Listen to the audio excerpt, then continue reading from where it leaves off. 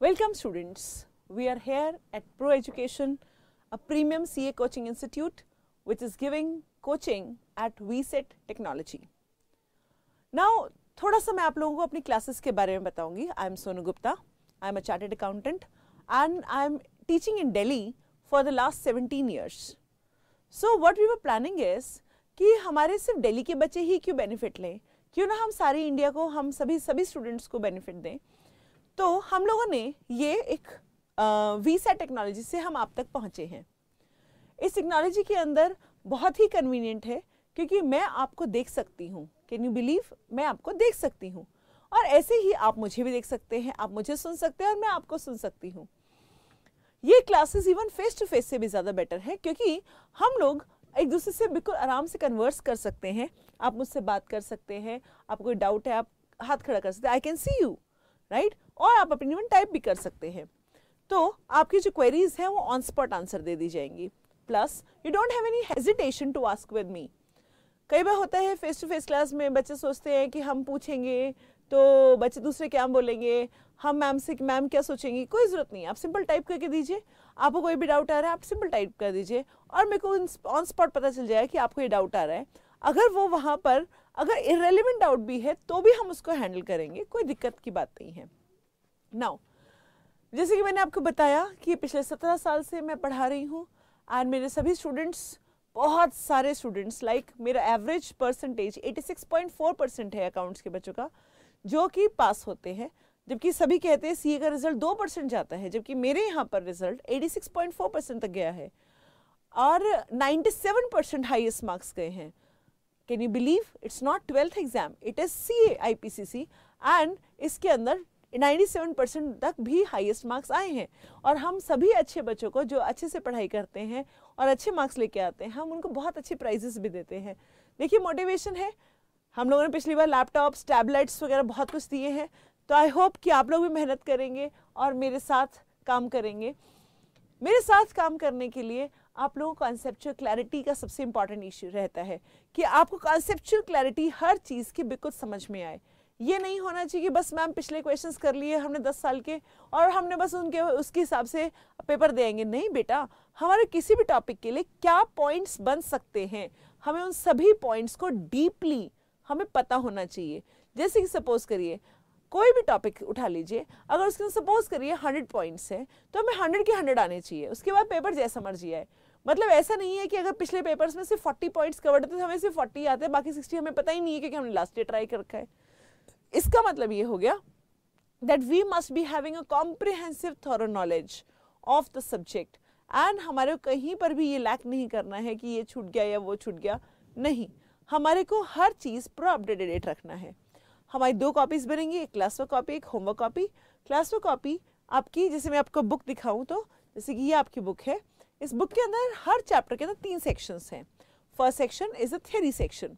Theory section के अंदर हम लोगों ने उस टॉपिक से रिलेटेड जितने भी थ्योरी क्वेश्चन बन सकता है हमने वो डाला. फिर नंबर 2 हमने देखा कि उसके अंदर जितने भी अनसॉल्व्ड वेराइटीज़, जितना भी वेराइटीज़ है वो हमने अनसॉल्व्ड पोर्शन बनाकर हम यहाँ क्लास में सॉल्व करेंगे, राइट. और इसके अलावा number 3 is solved questions which हम आपको होमवर्क की तरह देंगे. देखो बेटा, एक एग्जाम्पल सिंपल से दे रही हूँ, होमवर्क करना भी ज़रूरी होता है. जैसे हम एक बहुत बढ़िया 3D मल्टीमीडिया एनवायरनमेंट में अगर कार ड्राइविंग की क्लास ले आते हैं बट उसको हमने कभी कार में प्रैक्टिस नहीं किया तो हमें ड्राइविंग नहीं आ सकती. सिर्फ एक एनवायरनमेंट के अंदर जा कर के हम लोग कराएं और उसके बाद हम उसकी प्रैक्टिस ना करें तो we will not be able to learn anything, चाहे वो स्विमिंग हो या हॉर्स राइडिंग हो या वो ड्राइविंग हो. तो नेचुरली अकाउंट्स भी एक ऐसी चीज़ है, प्रैक्टिकल चीज़ है. तो आप लोग क्या करना चाहिए कि जब भी मैं आपको कुछ पढ़ा रही हूँ आपको थोड़ा थोड़ा उसके से क्वेश्चन होमवर्क में से उठाइए और कुछ अपने हाथ से प्रैक्टिस करिए. That will be doing in the homework book, right. Now, इसके अलावा हम सिर्फ यहाँ पर ये बोर्ड और पेन यूज़ नहीं करने वाले हैं. Will be using lot of power points, multimedia मतलब कि कार्टून्स वगैरह एंड वीडियोज़. ये सारी चीज़ें हम लोगों को कॉन्सेप्चुअल क्लैरिटी में बहुत हेल्प करती है. जैसे कि सपोज करिए मैं आपको कोई चीज़ समझा रही हूँ और समझाते समझाते आपको कोई चीज़ इमेजिन करनी पड़ी. अच्छा मैम ऐसे नहीं, ऐसे तो हो सकता है. मैं आपको बोलती बेटा ये होगा वो होगा, इमेजिन करना पड़ेगा. कितना इमेजिनेशन किसका वर्कआउट कर पाता है, उसके हिसाब से क्लैरिटी समझ में आएगी। इंस्टेड ऑफ इट हम एक वीडियो देखें यहाँ पर, और जिसके अंदर वही चीज़ जो मैं समझाना चाह रही हूँ आप एक मूवी की तरह देखें, चाहे वो 2 मिनट की ही क्यों ना हो, वो चीज़ दिमाग में जम जाती है, मतलब कि दिमाग में बैठती नहीं है, जम जाती है। गेटिंग?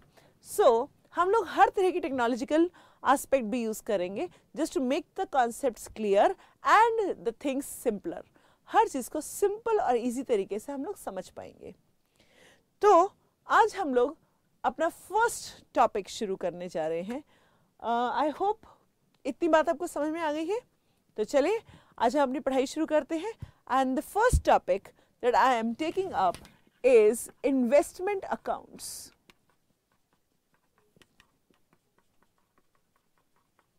राइट? ये हमारे ग्रुप 1 का IPCC के अकाउंट्स का एक इम्पॉर्टेंट टॉपिक है, छोटा टॉपिक है, पर इसके अंदर से हमेशा कुछ ना कुछ आता रहता है। और सबसे इम्पॉर्टेंट बात यह है कि इस टॉपिक को करते ही हमारा एक अकाउंटिंग स्टैंडर्ड भी कंप्लीट हो जाता है। मैम अकाउंटिंग स्टैंडर्ड्स कैसे पढ़ेंगे? हमने तो सुना है अकाउंटिंग स्टैंडर्ड बड़े मुश्किल होते हैं। अरे नहीं नहीं नहीं, अकाउंटिंग स्टैंडर्ड्स तो बहुत आसान होते हैं। वो एक्चुअली मुश्किल इसलिए लगते हैं क्योंकि वो थियोरेटिकली माना जाता है कि थ्योरी है। अगर हम उसको थ्योरी मानेंगे तो वो नेचुरली मुश्किल लगेगा, मगर इंस्टेड ऑफ इट अगर हम थ्योरी ना मानकर उसको हम प्रैक्टिकल अप्रोच से करें, मतलब हर एक लाइन के पीछे क्या केस स्टडी है, क्या कैसे अप्लाई होता है वो चीज़, वो हम करें वर्कशीट्स के थ्रू, तो उसके बाद वो चीज़ एकदम सिंपल लगती है। Plus power points and multimedia, that is going to help us. So ये चैप्टर हमारा दो एस्पेक्ट का चैप्टर है, क्योंकि इस चैप्टर के अंदर ना सिर्फ प्रैक्टिकल, मतलब कि जो इस चैप्टर की कवरेज है, बल्कि हमारा एक अकाउंटिंग स्टैंडर्ड भी कवर हो रहा है। So should we start? Right ma'am ji, investment account में हमें क्या सिखाने वाले हैं? अब किसकी बुक्स बना रहे हैं? ऑब्वियसली बेटा we are talking about the books of investor. ये इन्वेस्टर एक पर्सन भी हो सकता है, एक कंपनी भी हो सकती है, एक पार्टनरशिप फर्म भी हो सकती है, एक प्रोप्राइटरी फर्म, एक HUF, कोई भी हो सकता है, मतलब कि एटसेट्रा कोई भी हो सकता है जिसने शेयर मार्केट में या जिसने बॉन्ड्स, डिबेंचर्स, FD कुछ भी इन्वेस्ट किया, उसकी बुक्स हम आज बनाने जा रहे हैं। अकाउंटिंग स्टैंडर्ड 13 कहता है कि हमारी इन्वेस्टमेंट्स 2 तरह की होती हैं। The investments are of 2 types, right? So my investments are of 2 types. One is a permanent investment and the other is temporary investment. The first investment is permanent investment and the second investment is a temporary investment.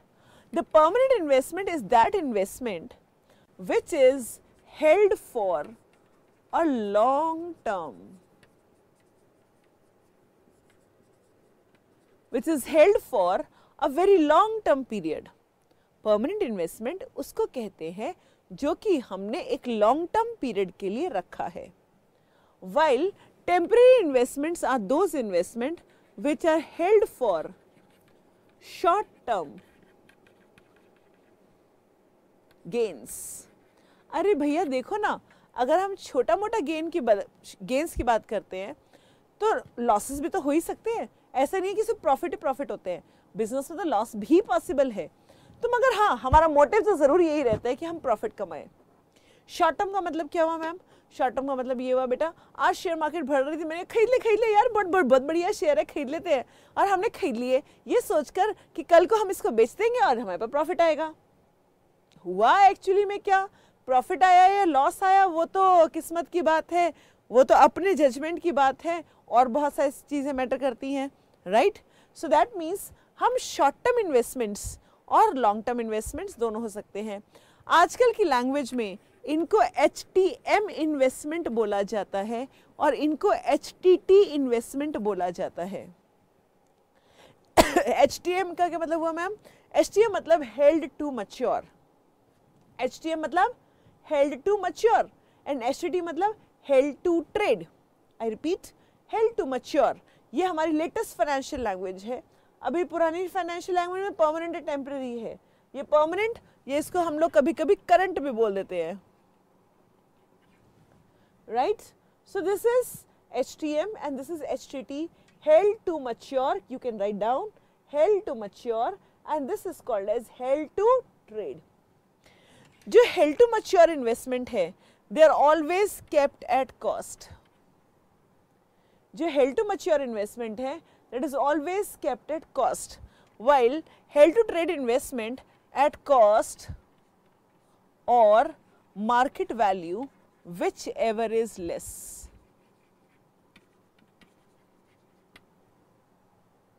Right? This is cost or market value, whichever is less. Now, इसके ऊपर एक छोटा सा point और बताऊंगी. Okay, 99% cases में, 99.99% cases में held to mature investment को हमें हमेशा कॉस्ट पे ही रखना होता है. We have to always keep them at cost. But if there is a permanent decline, if there is any permanent decline, decline मतलब अचानक मार्केट क्रैश करके उसकी परमानेंट डिक्रीज हो गया है. मैम ऐसे कैसे होता है? परमानेंट डिक्लाइन थोड़ी ना होता है, शेयर मार्केट तो अप एंड डाउन रहती है, कभी अप होती है कभी डाउन होती है. हाँ बेटा, मगर कभी कभी परमानेंट डिक्लाइन भी आता है. तो एग्जाम्पल तो दो मैम. ऐसा हमने पीछे सत्यम केस में देखा. सत्यम केस में जहाँ जैसे ही पता चला अरे सत्यम में तो फ्रॉड हो रहा था, तो शेयर मार्केट उसकी जहाँ वो थाउजेंड्स में चल रही थी वो क्रैश करके सीधे 27 रुपीज़ पे आ गई और परमानेंटली आ गई. So it is called as permanent decline. तो आप ये पॉइंट लिख सकते हैं that if there is a permanent decline, then the investment can be reduced to its market value, right? ये हमारे अकाउंटिंग स्टैंडर्ड 13 ने कहा. क्या कहा? उसने कहा कि इन्वेस्टमेंट दो तरीके की हैं, मगर प्रैक्टिकल बिहेवियर वाइज हमारी इन्वेस्टमेंट दो तरीके की और है. मैं आमने सामने लिखना चाह रही हूं इनको, so that you can see the two classifications, right? The investments is again categorized into two parts. One, variable bearing investment.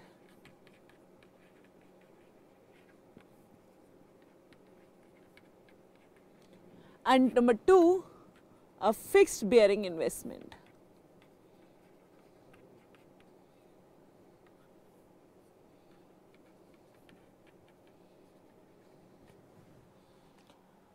A variable bearing investment and a fixed bearing investment. Variable bearing investment वो investment होती है जिसका return is not pre decided. इसका return पहले से ही decided नहीं होता है. ये वो इन्वेस्टमेंट है जिसका रिटर्न पहले से ही डिसाइडेड नहीं होता है. मतलब कि ऐसे के अंदर we can take the example of equity shares. आप सबको पता है बेटा इक्विटी शेयर के ऊपर क्या डिविडेंड मिलेगा ये पहले से प्री डिसाइडेड नहीं है. सिंस ये पहले से प्री डिसाइडेड नहीं है, इसकी वजह से ये जो इक्विटी शेयर हमने देखा, this is a variable bearing. Variable bearing का मतलब क्या हुआ? जिसका रिटर्न पहले से अपने को ठीक से मालूम नहीं है. Now comes fixed bearing. Fixed bearing वो इन्वेस्टमेंट होता है जिसका रिटर्न इज प्री डिसाइडेड. पहले से ही मुझे मालूम है कि क्या रिटर्न आने वाला है. This is called as fixed bearing. जैसे हम कहते हैं 9% डिबेंचर, जैसे हम बोलते हैं 12% प्रेफरेंस शेयर्स, जैसे हम बोलते हैं 10% बॉन्ड्स.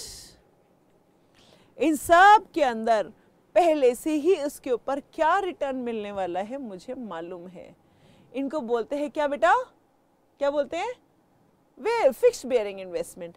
जिनका रिटर्न पहले से डिसाइडेड है, उनको क्या मिलने वाला वो पता है, राइट। नाउ मैम आपने इनका एग्जाम्पल तो दिया, आपने इनका एग्जाम्पल तो नहीं दिया। हाँ जी, इनका एग्जाम्पल कैसे देंगे, दोबारा से देखिए ज़रा। हमने इनका एग्जाम्पल तो ले लिया, हमने इनका एग्जाम्पल नहीं लिया। मैम इनका भी तो एग्जाम्पल दो। आंसर बेटा देखो, मैंने अगर रिलायंस का शेयर खरीदा इसलिए कि भाई मैं तो कल ही बेच दूंगी, और आपने शेयर इन्वेस्टमेंट आपने खरीदा रिलायंस का शेयर इसलिए कि आप उसको लॉन्ग टर्म रखना चाहते हैं। अगर आप उसको लॉन्ग टर्म रहना चाहते हैं तो वो क्या कहलाएगा, परमानेंट। और मैं उसको बस आज खरीदा कल बेचा, आज खरीदा कल बेचा कर रही हूँ, तो ये टेम्पररी बन गया। दैट मीन्स हम दोनों ने रिलायंस का शेयर ही खरीदा, मैंने भी रिलायंस का शेयर खरीदा, आपने भी रिलायंस का शेयर खरीदा, मगर तकलीफ ये आई मेरा इंटेंशन कुछ और था और आपका इंटेंशन कुछ और था। दैट मीन्स ये वाला जो क्लासिफिकेशन है ये आपके और मेरे इंटेंशन पे डिपेंड करेगा, वाइल ये वाला जो क्लासिफिकेशन है ये नेचर ऑफ सिक्योरिटी पे डिपेंड करेगा, मतलब कि इन्वेस्टमेंट किस तरह की है। आपको बात समझ में आ गई है जी? तो चलिए, हमें इतनी बात तो समझ में आ गई मैम, वेरी गुड। अब हम इतना काम समझने के बाद आज सबसे पहले बात करने जा रहे हैं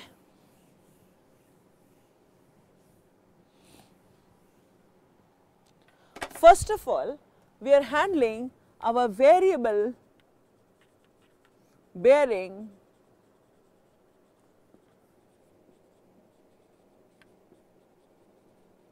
investments।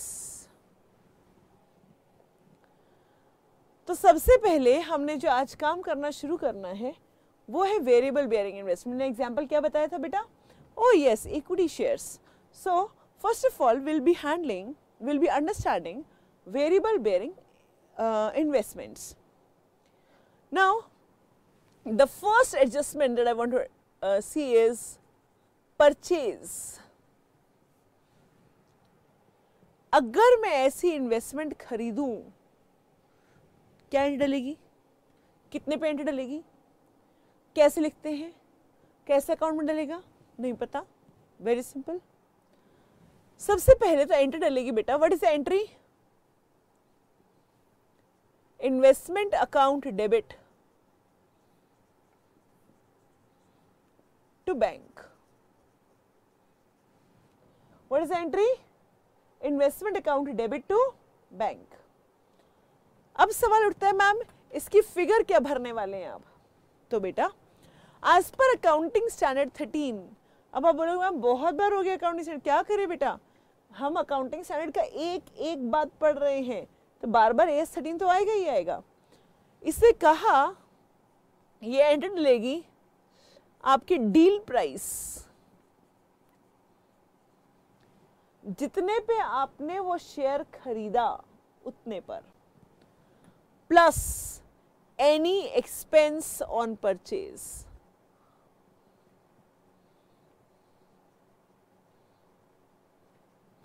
This is the total amount of purchases, right? This is the total amount of purchases. Ma'am expense कैसे? अरे एक्सपेंस तो बड़ी तरीके के होते हैं, जैसे कि ब्रोकरेज, जैसे कि शेयर ट्रांसफर फीस, जैसे कि स्टैम्प्स, जैसे कि STT। हमारे पास कई सारी तरह के टैक्सेस, कई तरह से चार्जेस, जो इंटरमीडिएटरी एजेंसीज इन्वॉल्व हैं, जो ऑर्गेनाइजेशंस इन्वॉल्व हैं, उनका कमीशन, ब्रोकरेज, सब कुछ है जी। So this is in the nature of brokerage, some taxes involved in it, some share transfer stamps, some share transfer fees, some stamps, right? ये किसी भी तरह का हो सकता है, मगर ये जितना भी खर्चा है, जितना भी brokerage, share transfer, taxes, share transfer fees, ये जितना भी आपका खर्चा है, प्लीज कम हियर। हाँ जी, ये जितना भी खर्चा है इसका हमेशा ध्यान रखिएगा, it is a percentage of deal price, not the face value. ये फेस वैल्यू का परसेंटेज नहीं होता है, ये किसका परसेंटेज होता है? ये डील प्राइस का परसेंटेज होता है। What is deal price? जितने पे हमने उस ट्रांजैक्शन को डील किया, राइट? मतलब कि अगर आपने 10 रुपीज़ की शेयर के बदले आपने 2000 रुपीज़ का शेयर मार्केट प्राइस दिया है, तो ये जो परसेंटेज है, ब्रोकरेज जो भी कुछ है, that would be on 2000 not 10 rupees. Is it clear? Yes ma'am. तो दैट मीन्स हमारे को जब भी कोई इन्वेस्टमेंट परचेज करना है, उसके परचेज के ऊपर जो भी खर्चा हुआ है वो उसको ऐड करके ही उसका टोटल परचेज कॉस्ट आएगा। Very clear? Yes ma'am. Now number 2 comes purchase. Clear बेटा?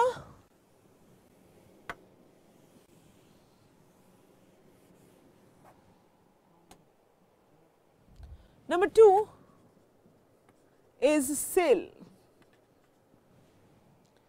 Number 2 is sale, right? Now अब सेल को कैसे डील करना है, ध्यान से समझिएगा।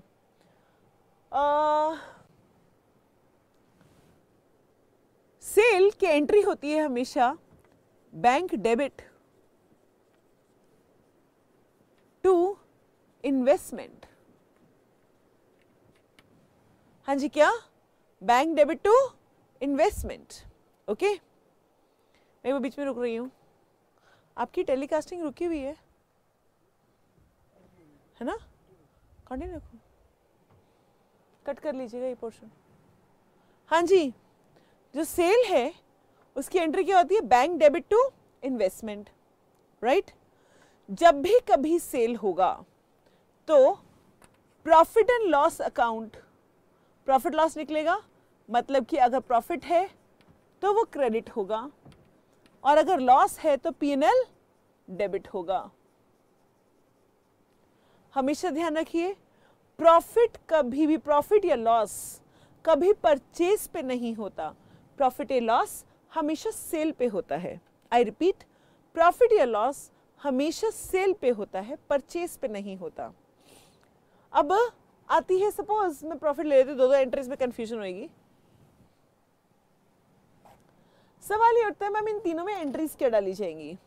देखो बेटा, ये जो बैंक में डाला है, this is net selling price. What is net selling price? It is deal price minus expenses. What is net selling price? It is deal price minus expenses. जो भी खर्चा है वो माइनस हो जाएगा, deal price minus expense. Got it? ये जो investment में डाला है ये क्या है? This is the cost of investment sold and obviously profit is net selling price minus cost. ये तो हमने 3rd क्लास 2nd क्लास से पढ़ते आ रहे हैं। जब हमने माइनस करना सीखा तब भी सीख लिया था कि सेलिंग प्राइस में से कॉस्ट को माइनस करेंगे तो वी गेट प्रॉफिट या we can get loss. Negative आएगा तो लॉस है, पॉजिटिव आएगा तो प्रॉफिट है। मैम चलो हमने समझ लिया नेट सेलिंग प्राइस कैसे निकालें, तो वही है, खर्चा होगा तो माइनस हो जाएगा, खर्चा वही परसेंटेज ऑफ डील प्राइस होगा। ये तो हमने पढ़ा था ना अभी, it is a percentage of deal price. Done. अब आते हैं मैम ये कॉस्ट कैसे निकलेगा? As per accounting standard 13, the method of cost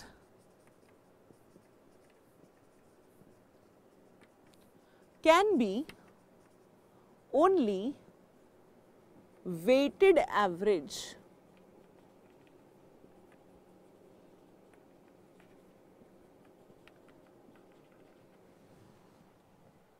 accounting standard 13 कहता है कि जो हमारी कॉस्ट है वो सिर्फ वेटेड एवरेज मेथड से निकल सकती है।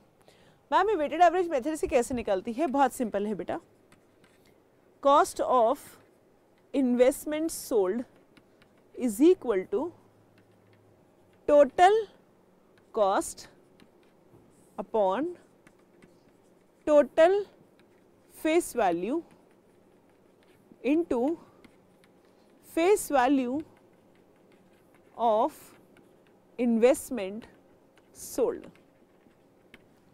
थोड़ा लॉजिक भी देखें। सपोज करिए, फॉर एग्जाम्पल सपोज करिए हमने 2,50,000 रुपीज में 1 लाख की फेस वैल्यू के शेयर्स खरीदे। ऐसे शेयर जिनकी फेस वैल्यू 1 लाख थी, आई परचेज 2,50,000। बड़ी सीधी सी बात है, 10 रुपए की शेयर 25 रुपए मिला होगा। आज मैं इसमें से 30,000 सेल कर रही हूँ, तो बताओ हमारी कॉस्ट क्या होगी। आप बोलोगे मैम वेरी सिंपल, अगर 1 लाख में से ये गया तो it must be how much, 75,000। या राइट ना? कैलकुलेटर देख लें बेटा, ये तो वैसे भी बड़ा सिंपल है, राइट? 75,000। अब यही 75,000 की चीज़ अगर मैंने 75,000 से ज़्यादा बेची, मान लीजिए selling price is 82,000, cost is 75,000, तो you have a profit of 7,000। Vice versa, अगर हमारी सेलिंग प्राइस 70,000 होता तो यहाँ पर बैलेंसिंग फिगर आता और आप बोलते मैम लॉस हो गया। Do you understand this? हाँ जी, तो बहुत सीधी सी बात है, अगर सेलिंग प्राइस ज़्यादा है तो प्रॉफिट है और अगर सेलिंग प्राइस कम है तो लॉस है। ठीक है, आई रिपीट माई पॉइंट्स। जब भी कभी सेल होगा, हमारा सेकेंड एडजस्टमेंट हमने जो डील किया वो है सेल। जब भी कभी सेल होगा तो हमारी एंट्री डलेगी bank debit to investment to P&L, right? Profit है तो P&L क्रेडिट, लॉस है तो P&L डेबिट। और यहाँ नेट सेलिंग प्राइस डला, जो भी कॉस्ट ऑफ इन्वेस्टमेंट आया वो इधर डला और यहाँ पर आ गया आपका प्रॉफिट या लॉस। गेटिंग? और यहाँ पर आपने देखा कि जो कॉस्ट निकलती है वो वेटेड एवरेज मेथड से निकलती है और वेटेड एवरेज का हमने फॉर्मूला भी सीखा और लॉजिक भी सीखा कि अगर मैम 1 लाख की जो शेयर्स हमारे पास हैं उनकी कॉस्ट अगर 250 है तो बताइए कि हमारी 30,000 की शेयर्स की कॉस्ट क्या होगी। Is it clear? Very clear? आगे चलें? बस आज की क्लास का एक लास्ट एडजस्टमेंट और करा रही हूँ। That's a very very simple adjustment. I hope you